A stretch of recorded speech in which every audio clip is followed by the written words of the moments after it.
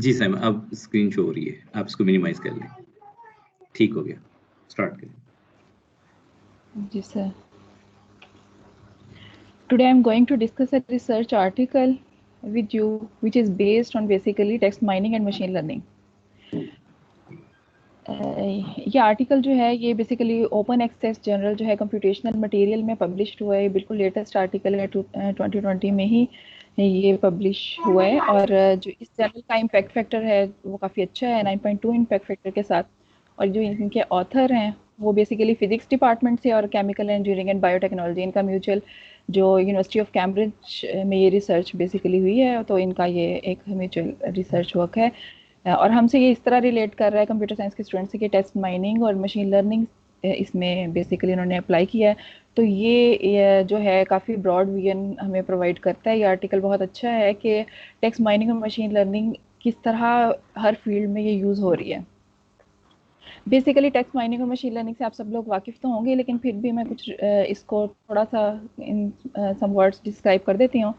Text mining क्या है? Basically text mining क्या है? ये एक AI बेस्ड टेक्नोलॉजी है जिसमें हम क्या करते हैं, NLP को यूज़ करते हैं और अनस्ट्रक्चर्ड टेक्स्ट को नॉर्मलाइज टेक्स्ट में कन्वर्ट करते हैं। यानी एक डेटाबेस में और स्ट्रक्चर्ड डाटा ऑर्गेनाइज कर लेते हैं, फिर उस स्ट्रक्चर्ड डाटा पे हम ML के एल्गोरिदम्स लगाते हैं डिफरेंट, और फिर उसमें से जो है, और ML basically machine learning algorithms क्या हैं, ये ऑटोमेटिकली अपने एक्सपीरियंस के साथ अपने आप को जो है वो इम्प्रूव करते हैं। तो इसका मेन टॉपिक, इसमें कुछ टर्मिनोलॉजीज हैं जो कि हम सबके लिए नहीं होंगी, तो हम लोग जो हैं पहले उन टर्मिनोलॉजीज को थोड़ा सा डिस्कस कर लेते हैं। एक्सक्यूज।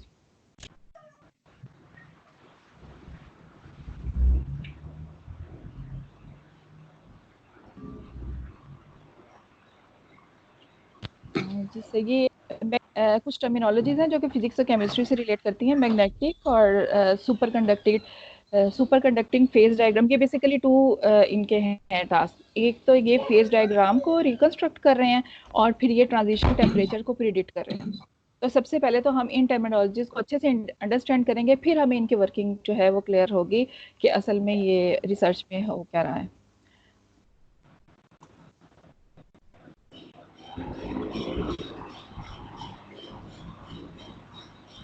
तो ये सबसे फर्स्ट टर्मिनोलॉजी जो इसमें यूज हो रही है वो है सुपर कंडक्टर।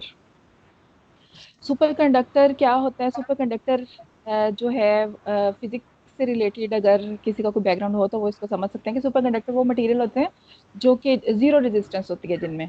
और ये जो है बहुत सारी एप्लीकेशंस हैं इनकी जो रियल वर्ल्ड में हम लोग इनको अप्लाई करते हैं, जिसमें ये यूज़ होते हैं। और इसी के साथ एक टर्मिनोलॉजी आती है ट्रांजिशन टेम्परेचर की। ट्रांजिशन टेम्परेचर वो टेम्परेचर होता है जिसमें एक मटेरियल जो है वो अपनी स्टेट चेंज कर लेता है, यानी वो ऑलरेडी जिस स्टेट में होता है तो वो अपनी स्टेट जो है वो चेंज कर लेता है। इसको फर्दर हम नेक्स्ट देखेंगे। और ये फेज डायग्राम है। बेसिकली इस आर्टिकल में उनका एक फर्स्ट टास्क जो है वो फेज डायग्राम को ड्रॉ करना है। फेज डायग्राम को पहले हम अंडरस्टैंड कर लें कि ये जेनेरिक ये होती क्या है, तो फिर उसको हम ज़्यादा बेहतर समझेंगे। फेज डायग्राम जो ग्राफिकल रिप्रेजेंटेशन होती है जब कोई सब्सटेंस जो है वो डिफरेंट अपनी फेजेस से गुजरता है, यानी उसकी अगर एक वो फर्स्ट टाइम कौन सी स्टेट में, यानी उसकी डिफरेंट स्टेट शो कर रही होती हैं। ये डायग्राम आप सबको नज़र आ रही होगी। इसमें आप देखें हाईलाइट पॉइंट जो रेड कलर में है वो है क्रिटिकल पॉइंट, और एक ट्रिपल पॉइंट आपको नजर आ रहा है।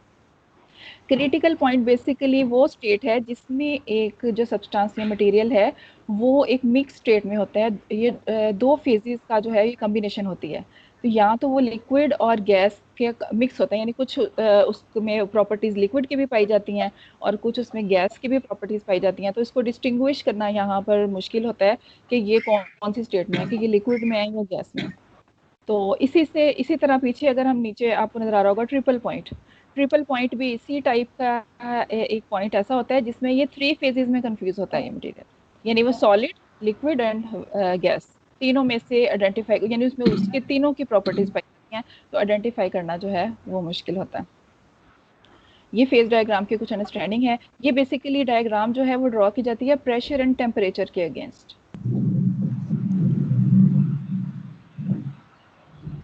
अब हम थोड़ा इस प्रॉब्लम स्टेटमेंट को अंडरस्टैंड करते हैं कि कौन से प्रॉब्लम्स थे उनकी फील्ड में, जिसके बाद उन्होंने ये जो है रिसर्च प्रपोज की। तो थोड़ा सा मैं आपको बैकग्राउंड इसका बताऊंगी यहाँ पर मटेरियल साइंसेस के हवाले से, क्योंकि ये काम है। तो मटेरियल साइंस के अंदर मटेरियल की प्रॉपर्टी को मालूम करना जो होता है वो सबसे ज़्यादा अहम होता है। और ख़ास तौर पर ऐसे मटेरियल जिनमें मैग्नेटिक और सुपर कंडक्टिंग मटेरियल्स होते हैं, उसमें बहुत सारी यूनिक प्रॉपर्टीज़ होती हैं जिनकी वजह से ये बहुत ज़्यादा इस्तेमाल में लाए जाते हैं। और जैसा कि इनका यानी इसमें ये होता है कि ये इसमें जो इनकी यूनिक प्रॉपर्टीज़ होती हैं ये रियल वर्ल्ड एप्लीकेशंस में ये बहुत ज़्यादा जो है ये फिर यूज़ होती हैं। इसमें जैसे कि जो ऐसी फ्यूल्स की केमिकल एनर्जी को कन्वर्ट करना इलेक्ट्रिकल एनर्जी में, ये आपको भी पता है कि ये हाई टेम्परेचर और हाई प्रेशर के जो टास्क होते हैं, जो कि जिनके लिए मटेरियल को चूज करना जो होता है वो बड़ा मैटर करता है। मटेरियल की जो प्रॉपर्टी होती है उसके बेस पर हम फिर वो अपने प्रोडक्ट्स में यूज़ करते हैं, या फिर कोई रेफ्रिजरेशन का प्रोसेस है। इस तरह के वो तमाम प्रोसेस जिनके अंदर हमें वो डिवाइसेस या वो जो तमाम आलात हम इस्तेमाल करेंगे, तो हम पहले उनको किस बेस पे चूज करते हैं साइंटिस्ट, उनको इस बेस पे चूज किया जाता है कि उनकी प्रॉपर्टी क्या है उन मटेरियल की जिनके अंदर ये सारे केमिकल प्रोसेस हाई होंगे। तो वो क्या, वो इतना हाइट यानी उनकी स्टेट क्या है, यानी उनकी स्टेट क्या है। इनमें सबसे ज़्यादा इंपॉर्टेंट जो पार्ट है वो फेज़ की ट्रांजिशन है, कि किसी भी मटेरियल की फिजिबिलिटी क्या है कि वो किस टेम्परेचर पे और किस खास प्रेशर पे जाकर अपनी स्टेट चेंज कर देता है। तो जो इसका प्रॉब्लम है, प्रॉब्लम स्टेटमेंट में यही है कि ये जो ऑलरेडी ये टास्क कैसे होता था, ऑलरेडी ये साइंटिफिक लैब्स में साइंटिस्ट जो थे वो उतने हाई टेम्परेचर को और उतने हाई प्रेशर को में उस मटेरियल पे एक्सपेरिमेंट करते थे।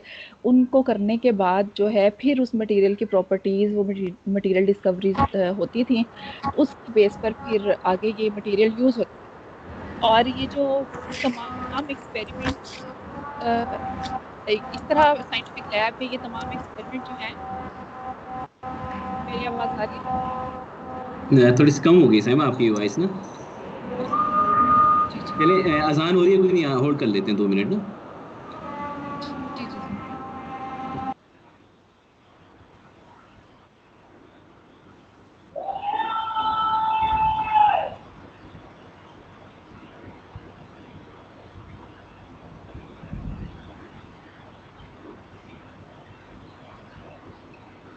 जी साइमा आप बोलिए, मेरे ख्याल में आवाज़ खत्म हो गई, वो किसी और साइड पे हो रही थी।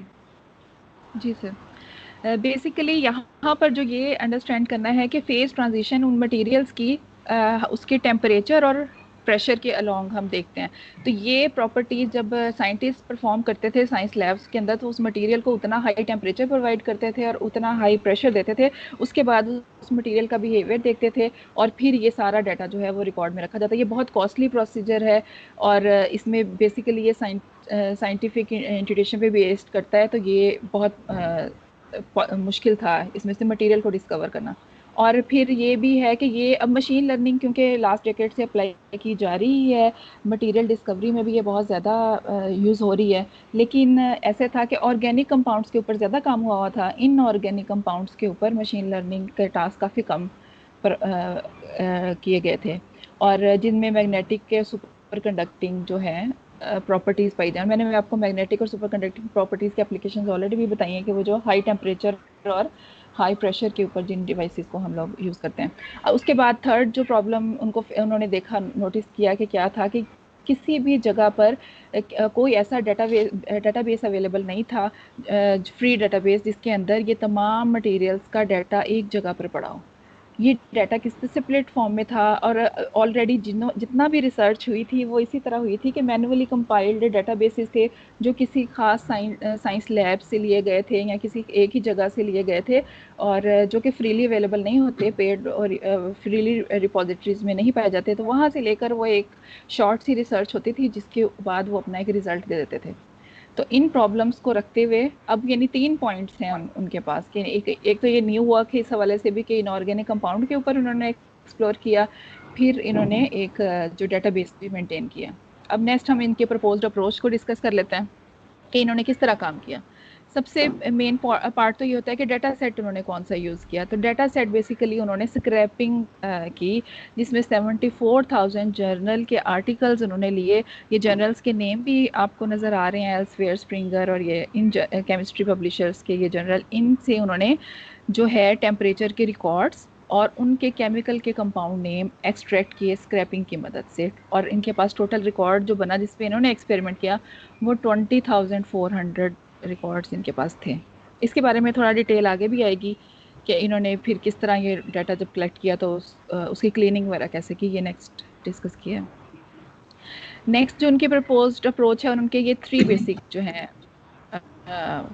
टास्क है। इन्होंने एक वेब एप्लीकेशन बनाई और इसका लिंक भी दिया हुआ है, जो क्या करती है कि यूज़र से जो इनपुट के मुताबिक एक फेज डायग्राम जो है वो रिकंस्ट्रक्ट कर देती है।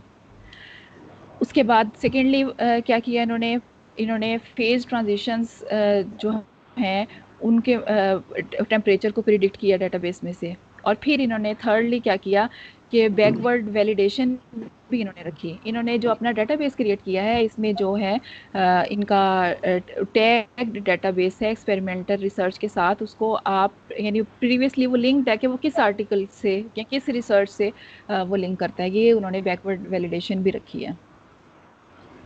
ये इनका पाइपलाइन है फेज डायग्राम का, जिसमें फर्स्ट स्टेप में क्या है इनकी जो है वो इन्फॉर्मेशन की एक्सट्रैक्शन है, जो कि इन्होंने ये टूल किट्स जो उनसे यूज़ किए हैं ये दिए भी हुए हैं। तो ये सामने आपको नज़र आ रहा है, NLP टूल किट की मदद से इन्होंने ये डाटा एक्सट्रैक्ट किया। इसके बाद ये डाटा को उन्होंने सेकेंड पे जो कंपाइल किया है इन्होंने स्टैंडर्डाइजेशन की और रेलिवेंट एटॉमिक फीचर्स और ये तमाम डाटा, ये हम स्टैंडर्डाइजेशन कैसे की ये भी आगे देखेंगे। इसके बाद इन्होंने मशीन लर्निंग की मदद से फेज डायग्राम थर्ड स्टेप पे जो है वो रिकंस्ट्रक्ट की, टेम्परेचर प्रिडिक्ट किया और आखिर में जो है वो डाटा की वैलिडिटी है। इनको नेक्स्ट हम डिटेल से देखेंगे हर स्टेप को। ये अब मैग्नेटिक प्रॉपर्टीज़ के हवाले से ये 4 टर्म्स हैं जो बार बार आगे आएंगी, तो इनको मैंने अलग से यहाँ पर डाला कि मैं इनको हम सब पहले डिस्कस कर लेते हैं कि ये होती क्या है। इनकी अंडरस्टैंडिंग होगी तो फिर आपको इन चेंजेस का आगे ना ज़्यादा अच्छा समझ आएगा। फेरोमैग्नेटिक है, एंटी फेरोमैग्नेटिक है और फेरी मैग्नेटिक है और पैरामैग्नेटिक है। इसमें ये होता है कि ये एक ख़ास टेम्परेचर है। ये टेम्परेचर की ये जो आपको TC और TN टाइप नज़र आ रही है ये क्यूरी और नील टेम्परेचर है, ये भी मैं अगले नेक्स्ट आपको बताऊंगी। यानी ये ख़ास टेम्परेचर के ऊपर इनके आयंस के जो स्पिन्स हैं वो क्या करते हैं, पैरेलल जा रहे होते हैं फेरोमैग्नेटिक में, एक सब आयंस एक तरफ ही जा रहे होते हैं। एंटी फेरो में क्या होता है कि ये एंटी पैरेलल होते हैं, यानी एक तरफ जा रहा है और एक ही डायरेक्शन नीचे की तरफ और एक दूसरे के असर को ये जाइल कर रहे होते हैं। और फेरी मैग्नेटिक में एंटी पैरेलल तो होते हैं लेकिन ये कैंसिल नहीं करते एक दूसरे के इफेक्ट को।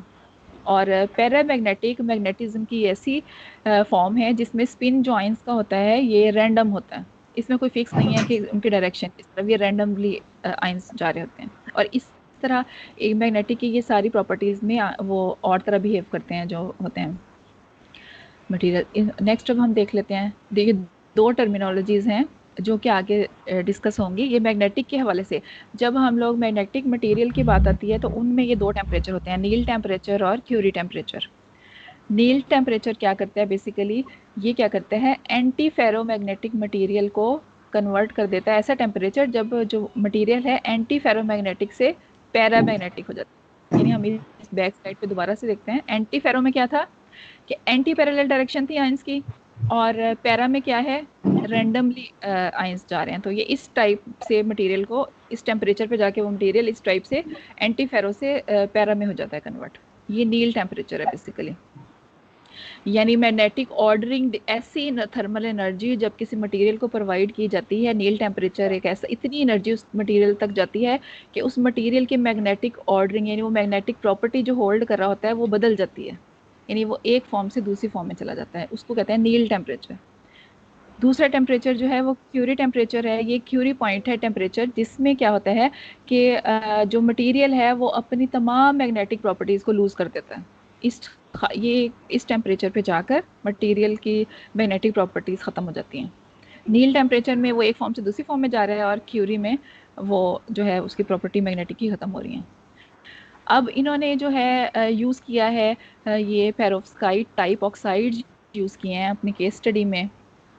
ये बेसिकली इन्होंने क्यों यूज़ किए हैं इन्होंने जो है ये इसकी रीजंस इन्होंने दिए हैं कि ये एक तो ये वाइडली रिपोर्टेड है, इनके ऊपर बहुत सारे रिसर्च आर्टिकल्स में काम हुआ हुआ था, और कुछ ये इनऑर्गेनिक कंपाउंड्स हैं, क्योंकि इनऑर्गेनिक कंपाउंड्स के ऊपर ही ये लोग काम कर रहे थे।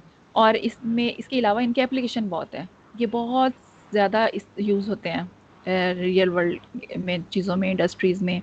और उसके बाद इनकी जो प्रॉपर्टी है, कंडक्टिविटी और मैग्नेटिक ऑर्डरिंग, इनमें आपस में बहुत ज़्यादा स्ट्रॉन्ग कोरिलेशन है। तो उनको ये प्रिडिक्शन में, उनके एक्सपेरिमेंटल वर्क में ये अब नेक्स्ट मेथडोलॉजी को डिस्कस करेंगे।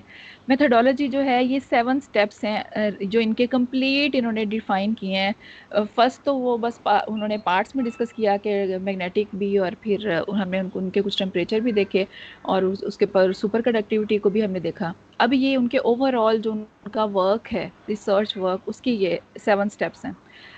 फर्स्ट है डाटा एक्विजिशन है, फिर डेटाबेस जनरेट किया है, फिर उस डाटा को स्टैंडर्डाइजेशन किया है, फिर डेटाबेस की उन्होंने इवेल्युएशन की है, 5वें नंबर पे उन्होंने फेज डायग्राम रिकंस्ट्रक्शन की है, फिर टेम्परेचर की प्रिडिक्शन की है, और फिर डाटा एसोसिएटेड डाटा की फैसिलिटी भी उन्होंने दी है। अब ये सातों के सातों स्टेप्स को हम स्टेप बाय स्टेप देखेंगे। डाटा एक्विजिशन, ये थोड़ा सा हमने जब डाटा सेट को डिस्कस किया था, थोड़ा सा उधर भी डिस्कस हुआ है ये तो, लेकिन यहाँ पर भी मैंने ये ऐड कर दिए हैं वो टूल्स जहाँ से इन्होंने डाटा एक्वायर किया।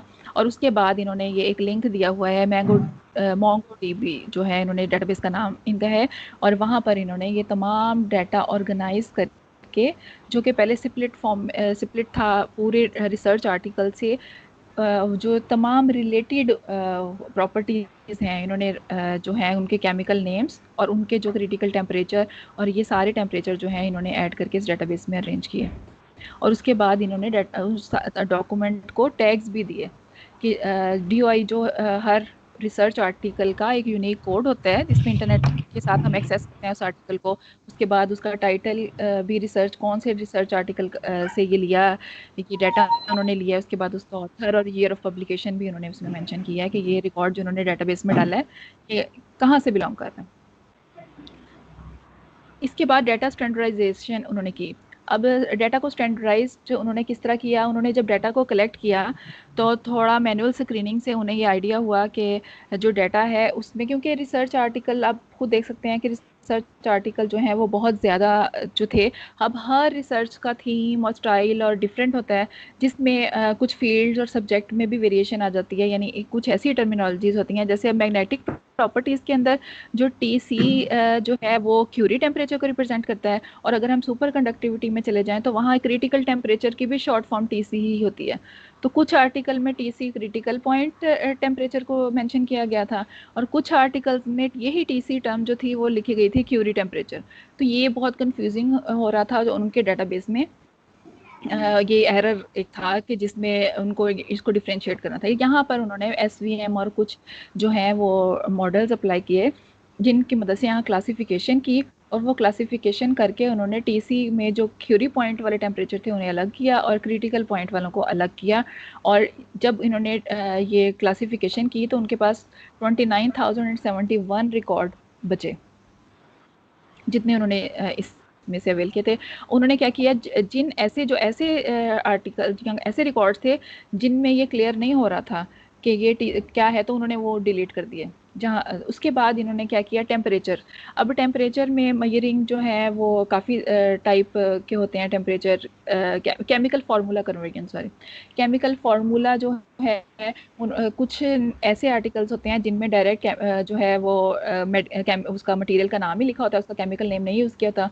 उन्होंने क्या किया, उन तमाम मटेरियल्स के केमिकल नेम्स में उनको कन्वर्ट कर दिया, उनके केमिकल फार्मूला में कन्वर्ट कर दिया। तो ये सब, और जिनको वो नहीं कर पाए तो उनको वो ख़त्म करते गए, तो अब उनके पास जो रिकॉर्ड बच गए वो 25,158 बच गए। इसके बाद इन्होंने टेम्परेचर के यूनिट की कन्वर्जन की, इन्होंने केल्विन में कन्वर्ट कर लिया। अगर किसी आर्टिकल में किसी और यूनिट में भी दिया गया था टेम्परेचर, तो इन्होंने टेम्परेचर को एक सिंगल यूनिट में कन्वर्ट किया, और ये करने के बाद उन्होंने इनके रिकॉर्ड 23,945 रह गए। उसके बाद इन्होंने लेबल्स की रेजोल्यूशन की कि कुछ टर्मिनोलॉजीज थी वो डिफरेंट थी। तो ये सारा स्टैंडर्डाइजेशन करने के बाद जो उनके पास एंड में रिकॉर्ड बचे वो 20,389 बचे, जिसके ऊपर उन्होंने फिर फर्दर एक्सपेरिमेंट किया।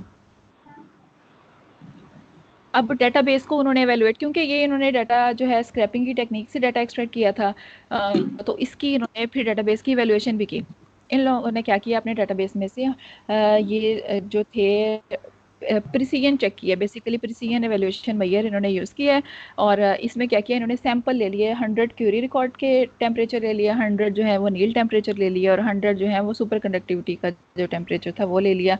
और इनको उन्होंने जब मैच किया, 100 रैंडम रिकॉर्ड उठाए, उसके बाद उन्होंने रियल डाटा के साथ मैच किया कि जो हम इनका मॉडल प्रिडिक्ट कर रहा है। और फिर इन्होंने रिसर्च आर्टिकल में जाके उनको जब मैच किया, तो अगर कोई एक फीचर में भी कोई रिकॉर्ड चेंज आ रहा था तो इन्होंने उसको ट्रू नेगेटिव में ही फॉल्स पॉजिटिव में ही डाला। लेकिन इसके बाद इनकी प्रिसीजन जो क्यूरी टेम्परेचर के लिए 86% आई, और नील टेम्परेचर के लिए 81% आई, और सुपर कंडक्टिव के लिए 78% आई, और ओवरऑल इनकी तकरीबन 82% बनती थी जो प्रिसीजन आई। ये इन्होंने अपने ही डाटाबेस जो इन्होंने क्रिएट किया है उसको भी इवेलुएट कर दिया कि वो कितने हद तक इन्होंने जो है उसको राइट क्रिएट किया। इसके बाद जो अब इनका वो टास्क, ये तो थी ना, उन्होंने अपने डेटाबेस क्रिएट किया, और डेटाबेस के ऊपर अपने डेटाबेस को अभी हमने क्या डिस्कस किया है कि कैसे डाटा एक्वायर किया, फिर कैसे डेटाबेस उन्होंने क्रिएट किया, फिर उसको स्टैंडर्डाइज कैसे किया, और उसके बाद उन्होंने अपने ही बने हुए डेटाबेस को इवेलुएट किया। अब अगला जो उन्होंने ये मॉडल्स अप्लाई करके इनके साथ कैसे काम किया, यहाँ पर अब ये डिस्कस होगा नेक्स्ट, जो उनका एक्सपेरिमेंटल वर्क है। ये है फेज डायग्राम रिकंस्ट्रक्शन, जो उन्होंने पहला स्टेप किया। इसमें इन्होंने एक ऑनलाइन जो है वेब बेस्ड प्लेटफॉर्म भी प्रोवाइड किया, जिसमें फेज डायग्राम रिकंस्ट्रक्ट होती हैं। अब रिकंस्ट्रक्ट वो क्यों कह रहे हैं इसको, क्योंकि ऑलरेडी उन बहुत सारे रिसर्च आर्टिकल्स में बहुत सारे मटेरियल्स की फेज डायग्राम बनी हुई हैं। तो जो बनी हुई फेज डायग्राम्स हैं उनको भी इन्होंने रिकंस्ट्रक्ट करके अपनी जो है जो टूल्स एंड टेक्निक्स जो मशीन लर्निंग के हैं उनको चेक किया कि जो अब रिकंस्ट्रक्ट हो रही है वो क्या कर रही है। तो इनकी रिकंस्ट्रक्शन की केस स्टडीज, इन्होंने कुछ केस स्टडीज भी डाली हैं, तो आगे हम उनको जो है केस स्टडीज को डिस्कस कर लेते हैं।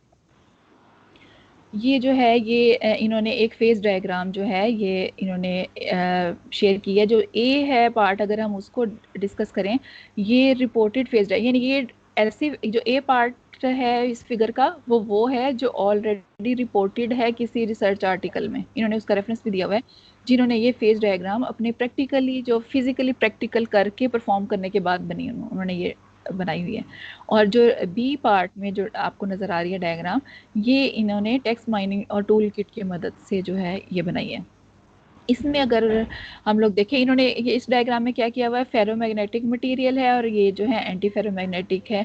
ये किस टेम्परेचर पे जाके और किस प्रेशर पे जाके जो है ये वाली प्रॉपर्टी शो कर रहा होता है, तो इन्होंने ये शो किया हुआ है।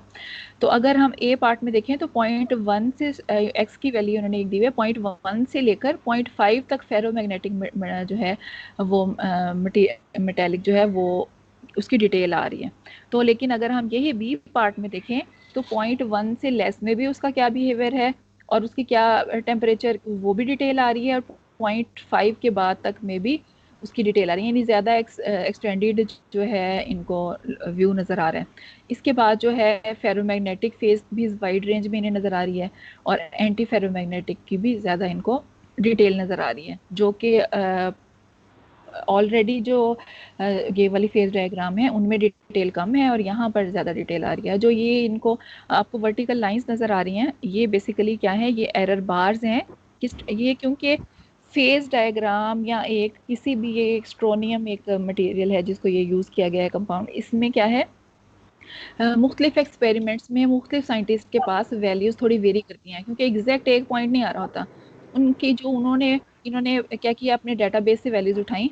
अब जो सारी वैल्यूज़ आ रही थी मुख्तलिफ एक्सपेरिमेंट्स में, इन्होंने उन वैल्यूज़ का मीन लेके उसको एक राइट कर लिया, और उसके ऊपर इनके जो सॉफ्टवेयर ने ये ड्रॉ कर दी डायग्राम। अब वो जो ऊपर की नीचे स्टैंडर्ड डेविएशन है कि मिनिमम जो रिपोर्ट हुई वो वैल्यू कहाँ तक है और मैक्सिमम कहाँ तक है, तो ये पूरा ये इन्होंने वर्टिकली जो है वो स्टैंडर्ड डेविएशन शो हो रही है इनकी फेज डायग्राम के अंदर।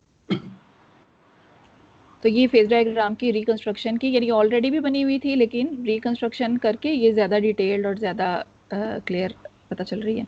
इसके बाद इन्होंने एक नील टेम्परेचर के साथ फेज डायग्राम जो है वो रिकंस्ट्रक्ट की है। इसके जो है एल जो है वो रिप्रेजेंट कर रहा है लेंथेनाइड को। ये एक सीरीज़ है LnMnO3 ऑक्साइड की सीरीज़ है। इसमें क्या किया इन्होंने,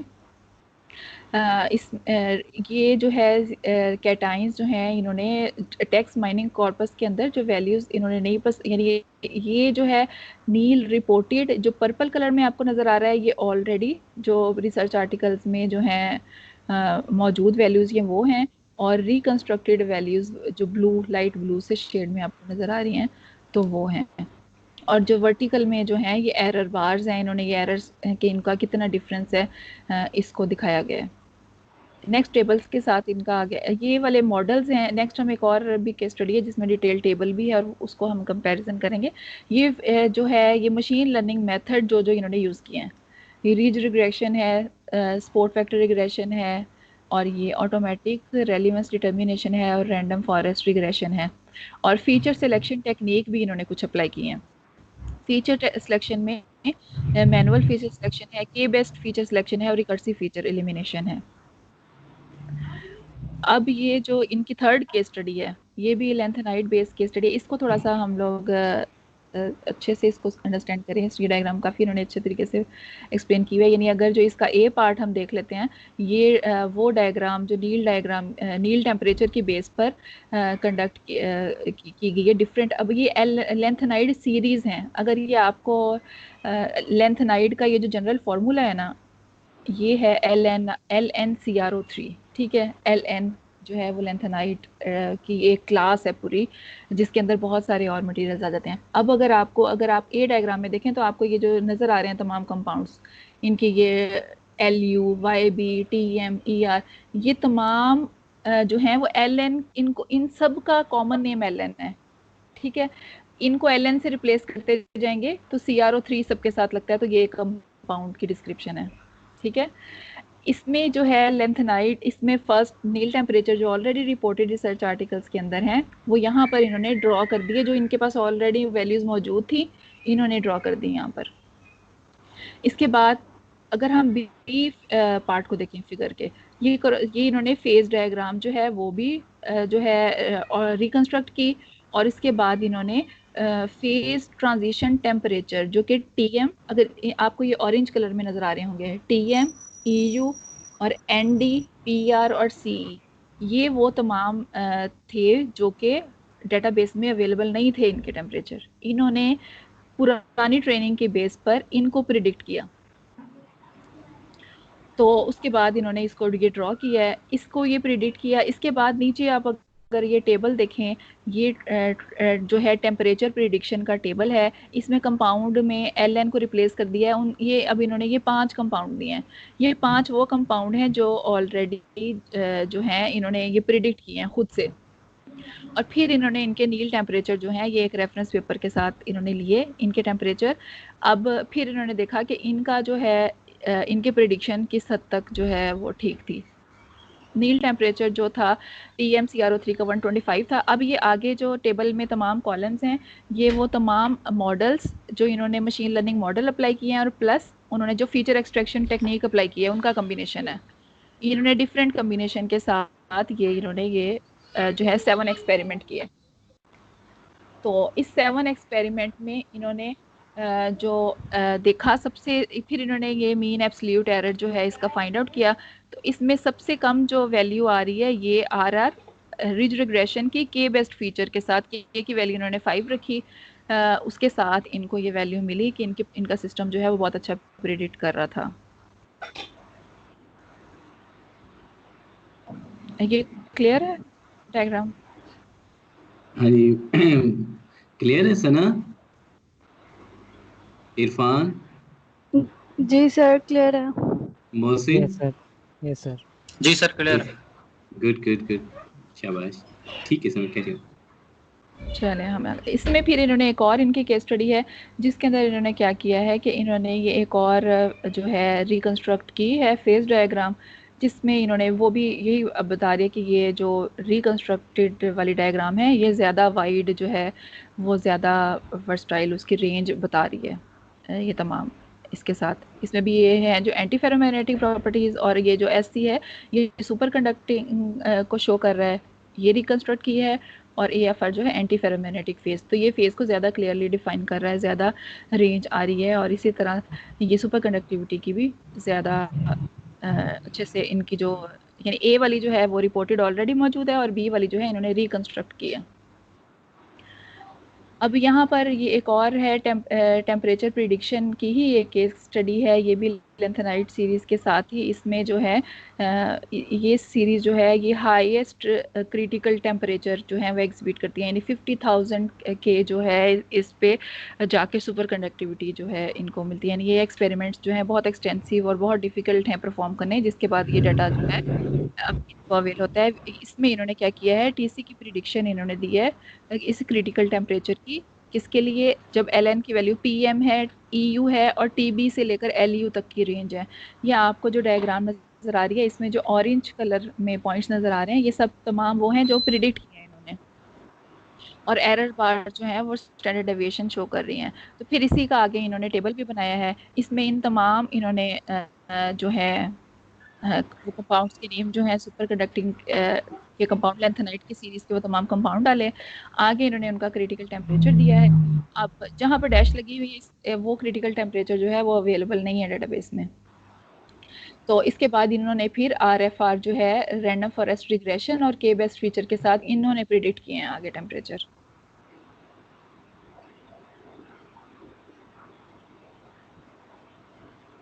बट टेम्परेचर तो कोई भी मैच नहीं करता आपस में।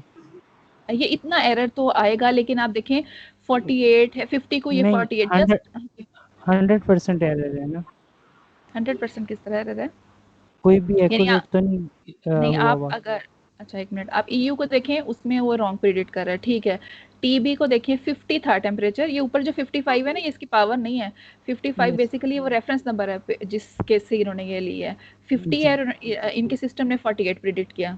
DY को देखें 45 है तो इनके सिस्टम ने 48 प्रिडिक्ट किया। 36 है तो 40। अब ये देखिए ये करीब तरीन वैल्यूज हैं, अब क्योंकि वो 100% तो दावा नहीं कर रहे, लेकिन इसका फायदा क्या है ये सारा कुछ प्रिडिक्ट करने का।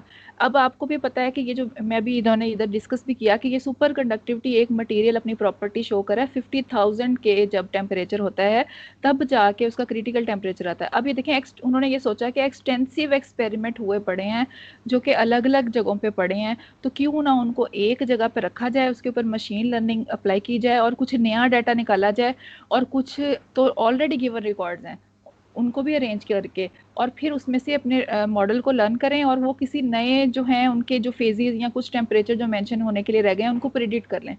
कुछ परसेंट एरर तो हैं, लेकिन उनको अंदाज़ा तो हो जाता है कि यहाँ तक के लिए एक पूरा एक साइंटिस्ट को बहुत वो एक्सटेंसिव मिल जाता है कि उनको हर एक्सपेरिमेंट जो है वो परफॉर्म करके नहीं देखना, उनको ये मॉडल ही बता रहा है कि यहाँ तक आएगा, लेकिन एरर तो बहरहाल है, 100% रिजल्ट नहीं है। इन्होंने कोई लिमिट मेंशन की है कि कितना प्लस या माइनस हो सकता है टेम्परेचर? ये पीछे जो है ना, अगर आप ये देखें, इसमें ये मीन एब्सोल्यूट एरर इन्होंने निकाला है, इसमें 3.1% जो है इनका एरर के साथ आ रहा है। ये एरर की रेशो है कि इनका जो मॉडल है वो कितने परसेंट उनकी वैल्यूज जो हैं वो कम ज़्यादा हो रही हैं। ये डिफरेंट मॉडल्स के साथ डिफरेंट वैल्यूज आ रही हैं, तो बेस्ट जी जो आ रही है वो RR प्लस KB के साथ आ रही है। KB की आ रही है, हाँ जी बिल्कुल।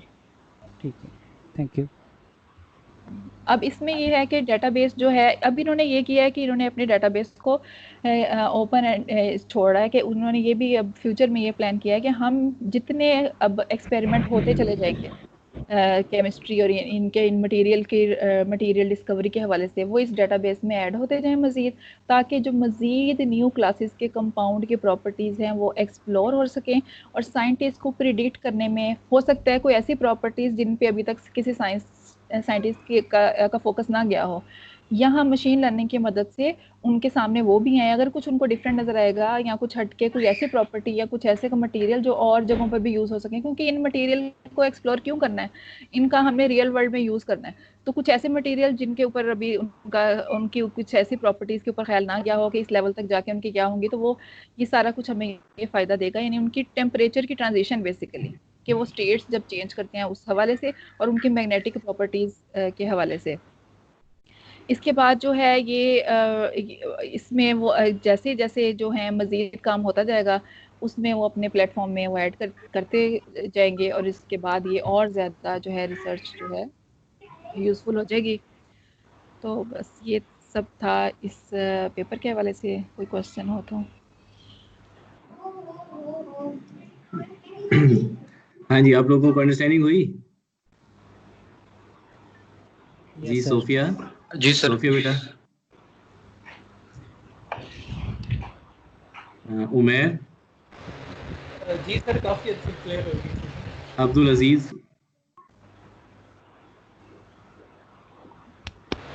जी सर, मैंने कहा काफी अच्छी चीजें क्लियर हो चुकी हैं। जी जी माहम, जी सर, क्लियर है सर। गुड। अच्छा, फिर मैंने अभी आपसे पूछना भी है, ठीक है ना? मोहसिन, जी सर, क्लियर है। Good. Saiban, yes sir, clear है। Okay good. जी उमैर, बताएं बेटा, आपने क्या इससे लर्न किया? एक्चुअली तो आपका काम था कि आपको पेपर अंडरस्टैंडिंग होनी चाहिए थी, तो अब आपने क्या बेटा लर्न किया इसमें से, थोड़ा सा बताएंगे?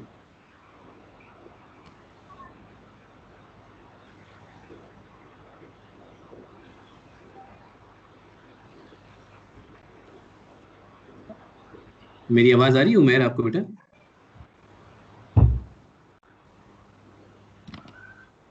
ओके। मोहसिन, आवाज आ रही है बेटा मेरी आपकी? जी सर। ओके, थोड़ा सा समराइज करें बेटा, आपने क्या अंडरस्टैंड किया? सर एक्चुअली में ये हो रहा है कि इसके अंदर मटेरियल जो पहले प्रोडिक्ट होता था उसके लिए पहले वो लेबोरेटरी के अंदर करते थे साइंटिस्ट, उसको उतने टेम्परेचर पे रख के, तो वो काफ़ी उस पर कॉस्टली था।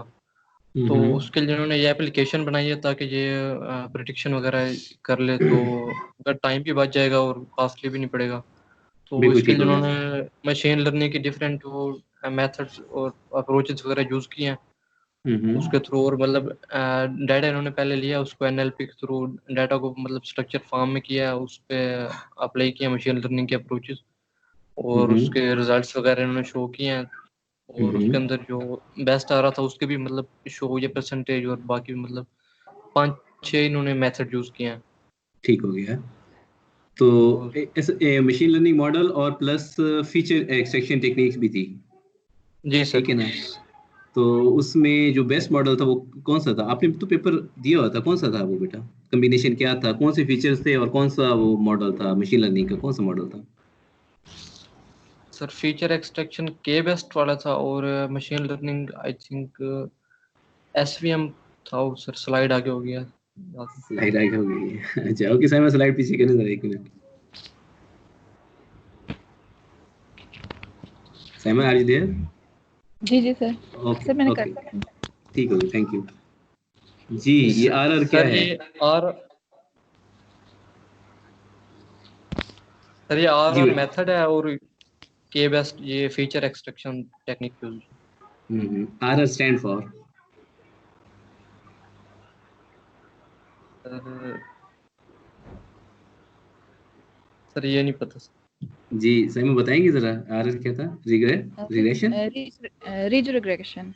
ये नीचे रिग्रेशन, डिस्क्रिप्शन ओके। में दिया हुआ है, ये नीचे लास्ट लाइन में आप देखें। जी जी बिल्कुल बिल्कुल बिल्कुल बिल्कुल बिल्कुल। अच्छा, अब बेटा मैं थोड़ा सा ना इसको समराइज करता हूँ इसी टेबल पे ही ना।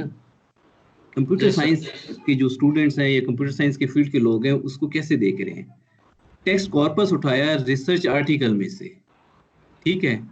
फिर क्या किया, उसके कॉर्पस को, कॉर्पस था अनस्ट्रक्चर्ड डाटा था ना, फिर उसमें से फीचर एक्सट्रैक्शन की, ठीक है? प्लस फिर उस पे जो है ना क्लासिफायर लगाए, और क्लासिफायर कौन से? मशीन लर्निंग के थे। इसमें आरआर भी था, एसवीआर भी था, एआरडी था, और रैंडम फॉरेस्ट भी था। रैंडम फॉरेस्ट आर के साथ दिया हुआ है, रिग्रेशन के लिए दिया हुआ है, ठीक है? फिर उसमें से उन्होंने देखा है कि किसका एरर कम आ रहा है, ठीक है? अब इसमें जो मिनिमम एरर आ रहा था वो था 3.1%, ठीक है? फिर इसको लेके गए आगे, जब इन्होंने टेबल को दिखाया तो उस टेबल के और एक्सपेरिमेंट के साथ मैच किया। नो डाउट 100% नहीं था, लेकिन करीब करीब था। इसका मतलब है कि जो टेक्स्ट माइनिंग की टेक्निक है और जो रियल एक्सपेरिमेंट है वो उसके साथ मैच कर जाती है, अगर उसको प्रॉपर तरीके से एक्सपेरिमेंट किया जाए और उसको हैंडल किया जाए। अब कंप्यूटर साइंस देखिए, ये बेसिकली इन्होंने जैसे इंट्रोडक्शन में बताया कि फिजिक्स और केमिस्ट्री के लोग इस पे काम मतलब है बेस बनती है, अच्छा, ये पेपर जो है ना नेचर में पब्लिश हुआ है, नेचर का है ना इस पब्लिशर इसका, साइमा? जी जी सर। और इम्पैक्ट फैक्टर कितना है इसका? 9.2 है सर। 9.2 इम्पैक्ट फैक्टर के साथ है ये। अच्छा, अब देखिए, फिजिक्स और केमिस्ट्री के लोगों ने कंप्यूटर साइंस को यूज किया है, और ऑनेस्टली स्पीकिंग अभी भी कंप्यूटर साइंस जो मशीन लर्निंग है, फीचर इंजीनियरिंग है, एफिशिएंटली अप्लाई नहीं की गई।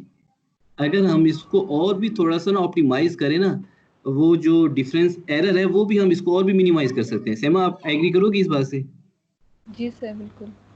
क्योंकि अगर हम फीचर इंजीनियरिंग में जाके थोड़ी सी और ब्लेंडिंग करें और क्लासीफायर्स को भी और ब्लेंडिंग करें, तो ये एरर हमारा और भी मिनिमम हो सकता है ना। जी सर। और एक बात बता दूं, कंप्यूटर साइंस के लोग ये ज्यादा बेहतर तरीके से कर सकते हैं। इन्होंने ना एक एक मॉडल्स को लिया है, हम इसको कंबाइन ब्लेंडिंग भी कर सकते हैं, 2 मॉडल भी कर सकते हैं, 3 मॉडल भी कर सकते थे पॉसिबल उसमें। मतलब है जिसमें हमें कम और भी इससे भी एरर मिनिमम कर लेते तो वो ज़्यादा बेहतर कर सकते थे कंप्यूटर साइंस के लोग। लेकिन क्योंकि मशीन लर्निंग रिसर्च के पॉइंट ऑफ व्यू से ना, चाहे फिजिक्स है, केमिस्ट्री है, इंजीनियरिंग की कोई भी ब्रांच है, मेडिकल है, ये सब इस पे बेस करती है। और इसको जो सबसे ज़्यादा एक्सप्लोर कर सकते हैं वो कंप्यूटर साइंस के लोग कर सकते हैं। सर यहाँ ठीक है, पर मैं एक पॉइंट भी कहना चाह रही हूँ। जी जी प्लीज़। तो यहाँ पर असल में एक इशू और भी था इनका कि जो जहाँ से ये लोग मैच कर रहे हैं डाटा, इन्होंने तो अब एक पेपर का रेफरेंस दिया ना, ये 34 जो रेफरेंस ऊपर दिया हुआ कि उनकी वैल्यूज इन्होंने ली हैं।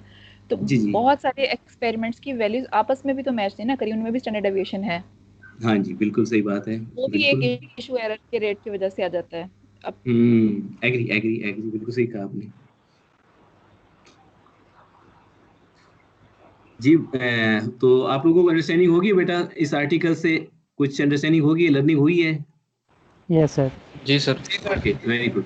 नेक्स्ट हम जो है ना रैंडम फॉरेस्ट एल्गोरिदम जो है ना डिटेल के साथ करेंगे, ठीक है। और नेक्स्ट लेक्चर आज है वेडनेसडे, मंडे को हम कर लेंगे, ठीक है। जी सर। अच्छा, अब मोस्ट इम्पोर्टेंट मैं जो है ना कंक्लूजन के लिए और फाइनल रिमार्क्स के लिए ना सर वकार असलम साहब को इनवाइट करूंगा कि सर आप थोड़ा सा अपनी कोई मतलब कमेंट्स देना चाहें। थैंक यू जी डॉक्टर आरिफ साहब, सर। सबसे पहले तो ये बहुत अच्छा इन्होंने प्रेजेंट किया है, और बड़ा आपकी बहुत ज़्यादा मेहनत नज़र आ रही है स्टूडेंट के ऊपर। जी जिस सर, तरीके से अल्हम्दुलिल्लाह। इन्होंने पेपर प्रेजेंट किया है इन्होंने बहुत अच्छे तरीके से स्टेप वाइज, तो ये एक्सीलेंट, मैं इसको नंबर दूंगा। एक्सेलेंट। मेरे हिसाब से तो बिल्कुल आप 9/10 बेशक ले लें आप। 100% सर, तो she is one of my best student. बिल्कुल, क्योंकि पेपर को जो प्रेजेंट करना होता है ये एक्चुअली सबसे पहला स्टेप होता है कि किसी पेपर को आप क्रिटिकली एनालाइज कर सकें, उसमें जो इम्पोर्टेंट बातें हैं वो आप जी पिक कर बिल्कुल, सकें। बिल्कुल तो सर। बिल्कुल इन्होंने पूरा का पूरा उसका रास्ता दिखाया, किस तरीके से इन्होंने जो टेक्नोलॉजी है, केमिकल टेक्नोलॉजी, उसके ऊपर जो कंप्यूटर साइंस का जो मेथड्स लगा के इन्होंने रिजल्ट्स एक्सीलेंट है। मैं इसको बड़ा कमेंडेबल एफर्ट है, सबके यस, लिए भी, सबको ऐसा ही यहाँ तक ही पहुँचना चाहिए, बिल्कुल ज़बरदस्त है। जी सर, अच्छा, इंशाल्लाह पहुंचे। मैं इसके ऊपर ये थोड़ा सा मैं कहूँगा कि एक जो बेसिक एजम्पशन है इसके पीछे वो ये कि जो भी इन्होंने सारा रिसर्च पेपर जहाँ से इन्होंने कॉर्पस बिल्ड किया अपना, उन सबको इन्होंने इक्वली रैंक किया है। यानी कि एक ऐसा जर्नल पेपर जो फॉर एग्जांपल 1.0 इम्पैक्ट फैक्टर के साथ पब्लिश हुआ, एक हुआ लेट से के 10 के साथ, जी उन सर, दोनों में से जो डेटा इन्होंने उठाया उसको इक्वल इम्पोर्टेंस दी है। ये इनकी बेसिक अंडरलाइन अजम्पशन है जिन्होंने ये रिसर्च की है। सही सर, सही। और उसके बाद उन्होंने देखा जहाँ पर भी उनकी कंट्राडिक्शन आ रही है तो उन्होंने किसी डेटा को ड्रॉप कर दिया। हो सकता है कि वो 10 वाला डेटा ड्रॉप हो गया हो, क्योंकि इन्होंने इसको पॉसिबल, किसी तरह ना वो किसी को इम्पोर्टेंस नहीं दी है। सही हो तो गया, बिल्कुल सर। एक तो ये इसका पहलू हो गया कि इम्पैक्ट, प्लस ये इससे भी ज़्यादा कि जो research year wise, for example एक रिसर्च किसी फील्ड में, केमिकल इंजीनियरिंग में एक केमिस्ट्री में छपी है 2010 में, एक 15 में, और टॉपिक ऑलमोस्ट सेम इम्प्रूवमेंट है, तो मेरा ख्याल है कि जो 2015 वाली उसके बाद जो रिसर्च है उसको थोड़ी इंपॉर्टेंस मिली, क्योंकि इम्प्रूवमेंट है और वो पब्लिश तभी हुई थी शायद कि वो 2010 के ऊपर उसके रिजल्ट्स थे। और ये बात और भी ज़्यादा रेलिवेंट इस तरह बन जाती है कि अगर 2015 वाले ने 2010 वाले पर अपने साइट की है अपने पब्लिकेशन में, तो मेरा ख्याल है कि तब वो 15 का केस ज़्यादा स्ट्रॉन्ग हो जाता है एज कम्पेयर टू 2010 की रिसर्च के मुकाबले में, क्योंकि इसी तरह ही काम होता है आहिस्ता आहिस्ता। जो केमिस्ट्री का ये सारी जो इन्होंने कर्व्स बताई हैं टेम्परेचर वर्सेस प्रेशर की, वो इसी तरह ही बिल्ड हुई हैं। तो इन्होंने जहाँ पर भी कंट्रडिक्शन हुई है इन्होंने उस डेटा को ड्रॉप कर दिया, और जहाँ पर भी इनको काइंड ऑफ एक्सक्लूसिव रीजन्स मिले हैं उस डेटा को पिक कर लिया है, और पिक करके उन्होंने फिर इसके ऊपर कंप्यूटर साइंस अप्लाई किए। तो ये दो बातें हैं, उसमें सिर्फ इम्पैक्ट फैक्टर नहीं, और भी कई मैट्रिसेस हैं जिससे आप जो पब्लिशर्स हैं ना या जो रिसर्च जर्नल्स हैं उनको आप थोड़ा क्लासिफाई करके इम्पोर्टेंस दे सकते हैं। तो और प्लस ये ईयर वाइज वाला काम भी, मसलन ये बात ऐसे है कि जो लेट से सन 1990 में जो छिपी थे केमिस्ट्री के रिजल्ट्स, वो बहुत हद तक शायद 2010 में 15 में इनवैलिडेट हो गए थे, क्योंकि ज़्यादा एक्यूरेट मशीन्स आई हुई हैं अभी, ज़्यादा बेहतर आपके पास जो एक्सपेरिमेंटल लैब्स हैं, ज़्यादा कंट्रोल एक्सपेरिमेंट्स कर सकते हैं। तो एक तो ये ज़रूर इन्होंने किया जा सकता है शायद इसको। मैं सिर्फ इसको अब देख रहा हूँ कि क्या क्या चीज़ें और इसको कैसे इम्प्रूव किया जा सकता है। सही सर। अच्छा, दूसरा ये जो as I guess and as I understand कि जो इनकी प्रेशर वर्सेस टेम्परेचर कर्व्स हैं, तो जो फेज डायग्राम उसमें जो इन्होंने डेटा से उठाए हैं पॉइंट्स, वो इनको शो करने चाहिए थे इनको, मतलब जो ऑथर्स हैं उन्हें, कि यहाँ पर ये हमारे पॉइंट्स हैं और यहाँ पर हमने प्रिडिक्ट किए। ये कुछ कर्व्स दी भी है इन्होंने जिसमें इन्होंने प्रिडिक्शन शो की है, शायद एक और जिसमें window in a window show हुई है कि यहाँ पर उन्होंने प्रिडिक्शन शो की है। तो उससे कम से कम जो कंप्यूटर साइंटिस्ट अगर कोई काम करें तो वो शायद इस सारे को एंकर करेगा from the point of view of computer science कि ये बेसिकली एक रिग्रेशन का प्रॉब्लम है। उसके बाद फिर उसके सारे स्टेप्स आ जाते हैं, कॉर्पस को एक्सट्रैक्शन करते हैं, क्लीनिंग करते हैं, और जो उसने नॉर्मलाइज किया डेटा को, मसलन वो टेम्परेचर्स केल्विन और सी के नॉर्मलाइज किया, और सारी चीज़ें एक्सीलेंट अप्रोच बिल्कुल उन्होंने बिल्ड की है। तो यही चीज़ अगर कंप्यूटर साइंस वाले छापें तो शायद वो इसको क्या करेंगे कि कंप्यूटर साइंस के पॉइंट ऑफ व्यू से रिसर्च स्टेटमेंट को, रिसर्च प्रॉब्लम को मेंशन करेंगे। ये बेसिकली, क्योंकि बेसिकली ये काम तो आपका एमएल का है ना जी काम।